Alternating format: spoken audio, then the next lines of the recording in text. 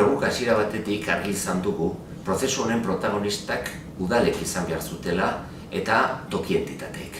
Beraz, parte hartze prozesu bat antolatu genuen, zentzu horretan, haiei protagonismo nagusia emanez. Beraz, guk adituen bidez eta gobernuko departamentu guztien ahotsa entzun ondoren, proposamen batzuk jarri genituen idatzita. Lehenbizi, liburu txuri batean. Gero, toki entitateek, federazioaren bidez, bere ekarpenak eta aldaketak proposatu zituzten. Eta handik sortu zen, bigarren agiri hau, lerro nagusiena izan daitekeena. Honen gainean ere, bere aldaketak eta proposamenak egin ziren, eta sortu zen hirugarren agiri bat, ekarpenen txostena. Honen inguruan ere, ekarpenak egin dira, eta ja azkenean testu batera iritsi gara.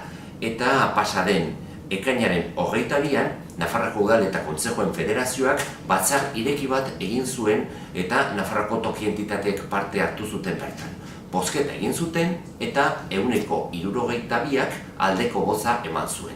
Beraz, datorren udazkenean lege proposamena bozkatuko da parlamentuan, jakinda Nafarroako toki entitate nagusien babesa duela.